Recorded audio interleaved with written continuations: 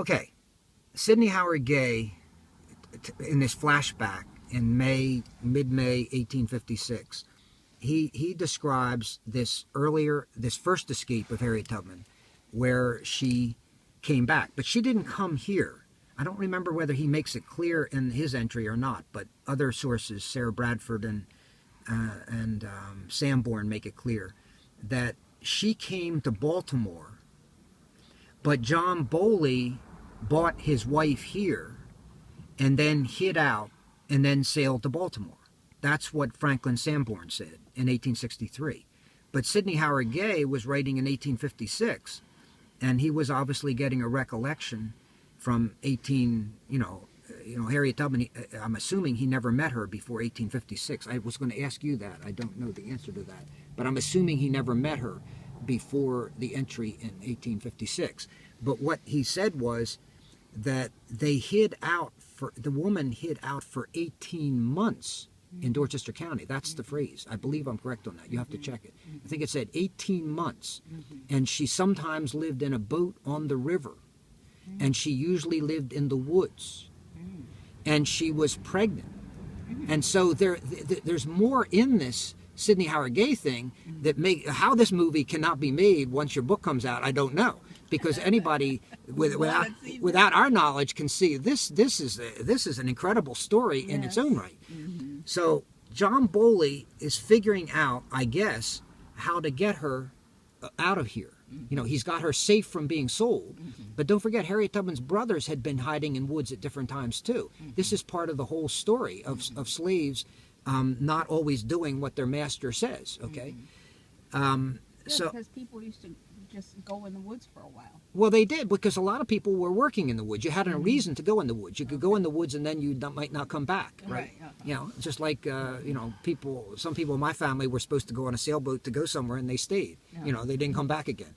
Okay, so there's different stories like that. But to answer your question about did Gay know her before that? Yeah. I think it's possible.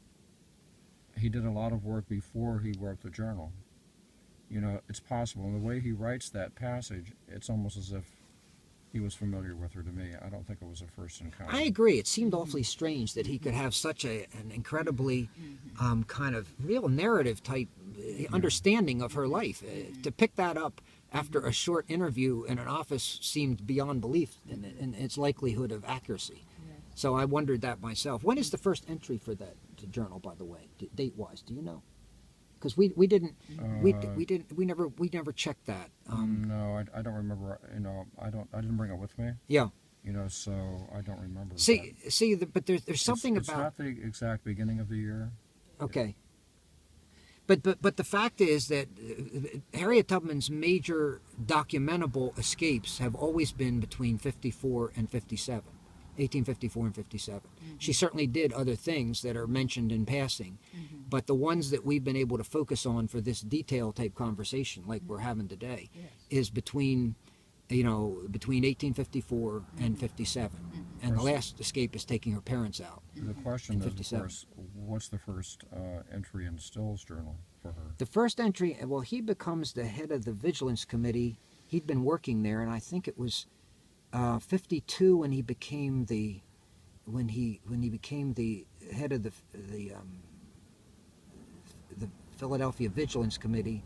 I think the first entries are 53 or 54 for the journal itself. For Tubman. Well, for Tubman, the first entry. See, I'm getting confused between Thomas Garrett and Wilmington. There's letters of Thomas Garrett.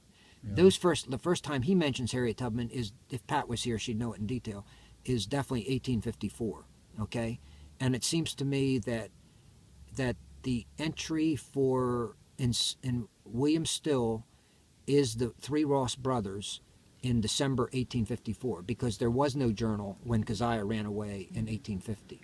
There was no journal then. Okay, well that's the. But the question is, he calls it Journal C. The only one that I ever saw, I used to live up there, and I went to the Historical Society of Pennsylvania, and all they had was Journal C. But the implication was there were other journals, but this is the only one. Probably. Yeah, A, B, C, D, but this is the only one, and it covered the period from, if I remember right, 1853 or 4 to 1858, something like that. I'm not sure about that. It's not nearly, it doesn't have nearly the narrative impact that Sidney Howard Gay's journal has. That's why the way Sidney Howard Gay wrote, it seems like almost he was writing from notes. You know what I mean? But it seemed unbelievably how accurate it is in terms of. It's the most exciting part of the journal for us. Yeah, it's an incredible story because now we would know there's no reason for it not to be true that John Bowley hired somebody to sail her to Baltimore. So the question is, who would she hire? Now that plays right into what we're focused on in this particular year, the 160th anniversary of the escape of the three brothers. Okay. The question that we're focused on is, if she worked for the Thompsons during 1854, but they were slaveholders, were all of them in favor of slavery, or were some of them divided as family members? So we're going to get into that question when we go down here. The other question is the Stewarts, because we've already determined here, before Sidney Howard Gay, that the hiring out was everything in Harriet Tubman's family history. And the families they would be hired to would have been most likely the Stewarts, the Thompsons, or the Parkers, or the Harringtons. There's 4 different families that, not going to be able to get into great detail on each of them. And our theory is that Harriet Tubman had this guilt feeling in her mind because she would know that when she ran away, that somebody else was going to be sold in her place. See, we this ethical question that comes out in the Sidney Howard Gay thing, there seems to be this strong ethical impulse within this Ross family that they're all responsible kind of for each other and their employers and everything. It's just like, it's almost like, I don't know, it's like out of Shakespeare or something. It doesn't fit any stereotype that we all had before. So our belief is that he hired, based on Sidney Howard Gay's entry, that John Bowley hired somebody, and one likely person would be John Stewart, the son of Levin, sailed to Baltimore, and that if that's the correct hypothesis, then that John Stewart became a continuing facilitator for what Harriet Tubman is doing. Okay. And as a result, when the 3 brothers ran away, they took names in recognition of those Stewarts. Who were their benefactors. But the irony is that the other first cousins, they're on the other side of the story because they're vehemently pro-slavery. And so that's why... So James Stewart was the first cousin of John. The James Stewart that we're talking about right now was the first cousin of John. But I didn't bring the genealogy along today on the Stewart family because it can dominate entire conversations. Because there are many Jameses, many Levins, and many Johns. And those are the aliases that the 3 brothers choose. And there are people today around the world that have been here, and they've said that they think 3 young black men would not be recognizing the people that helped them because that might help them get caught, but they might have taken the people who they were pretending to be as good as, and that would be the slaveholders that were thwarting their efforts. So the psychology of these young black men has been a debate going on in all bus tours that I've ever given here with younger African Americans, because they can't figure out which is the most likely hypothesis. So I'm going to end that right there. We're sitting right now on the east side of Stewart's Canal. The sign says Parsons Creek. We're on Route 16. And we're explaining the significance of Stewart's Canal in terms of the shipbuilding operation of Anthony Thompson. I'm sorry, the timbering operation of Anthony Thompson and the shipbuilding operation of Joseph Stewart. Okay. And I haven't explained the history of the Stewarts, but I'm going to come back on that at some point. Okay. Now, the interesting thing is that in the year 1854, which is when we have the first letters of Thomas Garrett, we have the first reference to Harriet Tubman in William Still's journal. In that particular year, Harriet Tubman comes back in the summer to try to get her brothers to come out. But they will not leave because, as Sidney Howard Gay has interpreted it, they felt ethically bound to the man that had hired them to keep them from being sold for that current year, 1854. But when the year was up, generally the contracts for a year's hiring were done in the Christmas week. So they assumed they were going to be sold in Christmas week, 1854.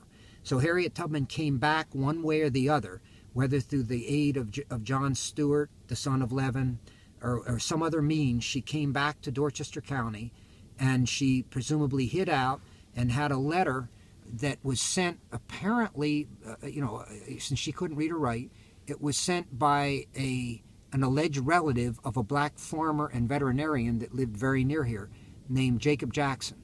And the letter was sent to him, but all the mail in the U.S. post offices in this area at that time were censored. So any mail coming to a black person was opened. So they got the letter in the post office back there at Madison, or Tobacco Stick, and they called Jacob in and said, "What does this letter mean?" And basically the letter said that I hope everything is going well. I'm up here and I'm doing well. And it said, and by the way, tell the old folks when the good old ship of Zion comes to get on board. Okay. And that was the coded message Okay. to let Jacob Jackson know Okay. that Harriet Tubman was coming for her three brothers Okay. in some prearranged plan. Okay. Now, Sidney Howard Gay doesn't get into that, No. but that's described in Sarah Bradford in several different places. Okay. And it's a great story, and that's why I think that's why President Obama chose this area for the national monument, because Jacob Jackson's farm is identifiable. It's back in the woods there. We can't go back there right now, but there's no building there. But Jacob Jackson lived there, and Stewart's Canal is here.